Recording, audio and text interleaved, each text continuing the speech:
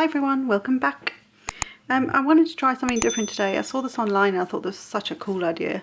So I've got a couple of pieces that I've used my Glimmer hot foil dies to emboss cardstock with.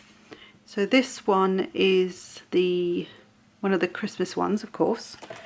So this is one of the Spellbinders dies. My cat's having a whinge. One of the Spellbinders hot foil plates, and I used it to emboss one half of the paper, and then I turned it round and embossed the other part, which hopefully you can see the embossing a bit better there. There you go. You can also use the other side. It's like a more of the embossed rather than debossed, but I like the debossed version. For me, that's kind of cool. So I will make something like this, so stay tuned till the end of the video and I'll make a couple of quick something or other with it, and show you how you can also then ink over the top of this as if you'd used an embossing folder. I then also took another plate that they have, which is the sort of like all the reindeer names, of course. And I did that one as well. Ignore this cut bit at the top here. I used the wrong combination. But I'll show you what I've done, and we'll actually do one of them. So isn't that cool? And again, you can ink it. You can ink the plates beforehand. You'll need like a pigment ink. I tried using a Distress Oxide ink and I couldn't get just enough ink on there. Hello. Enough ink on there. So it kind of, in fact, let me just get it for you. So this is what happened when I inked the plate before I ran it through. So it kind of worked with the Oxide, but it may be the little brayer thing that I had didn't cover enough. So maybe I needed more of a spongy kind of brayer to get enough ink on the plate. But a pigment ink or a Distress Oxide, it should work. And then you can almost get this letterpress look from that, which I thought was kind of cool. But obviously Distress ink does funky things anyway, so don't be discouraged. Like, I might still use this for something else, but I don't know, it's words. If it was just pattern, it wouldn't bother me, but because it's words, I feel like it bothers me a bit. But I'll try and see if I can use it for something. But that's another way you can do it as well. Same combination as I'll show you. So again, that's the without any ink, which I'll make something with in a minute. Then I wanted to use some of the words that come in the which one is it? This Holiday Sentiment series, and this is also Spellbinders, and it comes with a these two dies, strip dies that you can use for any sentiment that will fit in there. But they come with these strips, these hot foil plates. So again, I wanted to show you how to, like, what sandwich I used and in what machine, and it's going to be a bit weird, but just go with it. It works, so that doesn't matter, right? So I've actually done this back to front to what I did when I first embossed these two pieces. I figured this was actually an easier way, especially if you've got sentiment dies. It's a bit easier to actually get the placement. So I've basically, instead of the sandwich going this way, I've flipped it over. That's all I've done. So as long as you have it in the right order, it doesn't matter whether you've got your dies facing down or facing up. As long as you've got the rest of the layers in there that you need, it should still work. We shall see, because I'm going to do this on camera. So what I have here, I am actually using my Cuttlebug folders, plates. So I have two B plates and an A plate. So my A plate's on the bottom. I then have a B plate. Let me redo it for you. So then I have a B plate. Then I have this happens to be a Spellbinders tan embossing mat, but that's what this is. I've had this for a million years and still going. So I put that down because what you want to do is emboss this into the paper, right? So you don't want to, you're not trying to die cut it. Not that it shouldn't die cut anyway, but because it's a hot foil plate. But if you had a normal die and you wanted to emboss that, you could do the same principle.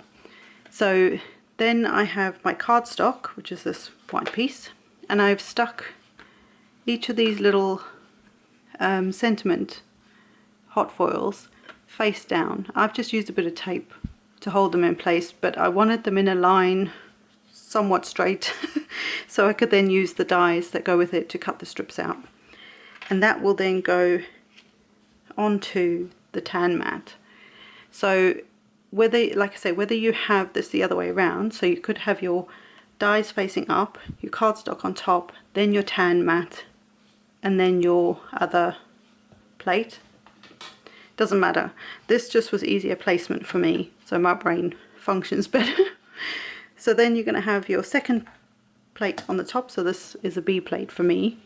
I don't have the small or the this sort of size plates for my Sizzix Big Shot.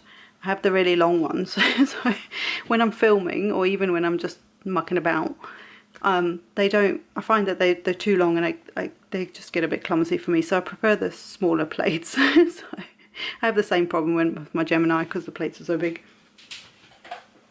But anyway, so I am using my Big Shot to do this, and these plates work fine in there. Sometimes you've got to add a shim, or fiddle with the shims, but that's true of any die cutting machine, because every machine will be slightly different. The pressure will be slightly different. Like my Gemini is like a beast when it comes to pressure, but my Big Shot's pretty cool. It's got sort of what I call regular pressure. So then you're simply going to roll this through, and it goes through pretty smoothly. Obviously there's lots of little thingies in here. So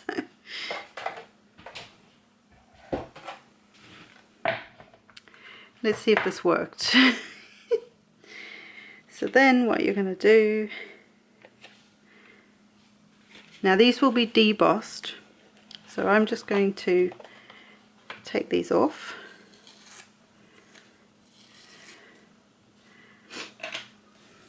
And depending on the,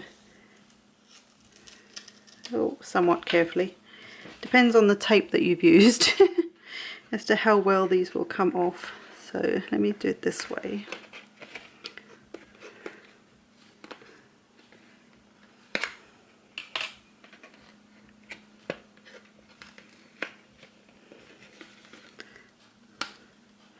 I'm trying not to tear the paper just because I do want to cut these out and actually use them, but it's the tape doing this.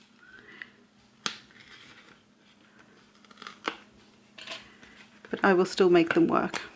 So I don't know if you guys can see this just yet. Just try and carefully get them off. Right, so there's all my, they're going to be, like I say, debossed as opposed to embossed. So embossed is the raised, debossed is when it sort of looks like it's indented into the paper.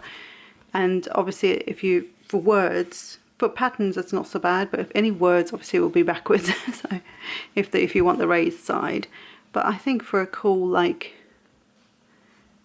debossed sentiment, I think that's pretty cool. And then when you cut them out, you can ink the edges and sort of highlight those sentiments more, especially if it's on a white cardstock or a cardstock where you just need a bit more depth to it. Some cardstocks it probably will show up a bit better, but that's just, play around with it and see what happens. So I will get a couple of things made with these, so stay tuned for that. Not sure if I'm going to use this one, but we'll see what I can come up with. And yeah, stay tuned, and I will see.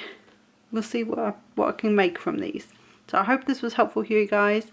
Please stay tuned, like I say, for the next bit where I'll do like a quick, probably play some music and just let you watch how I put some cards or tags or whatever it is together. And I will see you next time, guys. Bye. Want to be in the video? Yeah? Come see. Hey, come see. Oh, come show your face. Oh, hello everybody. Look here. Yo. Hey, look at this tail. Let's zoom out a bit. with this tail, huh? Are you going now? Is that it? Is that your 5 minutes of fame? Hey, you come back here. Come see. Come see. What's this? Yeah, I knew you'd come back. Oh, yeah.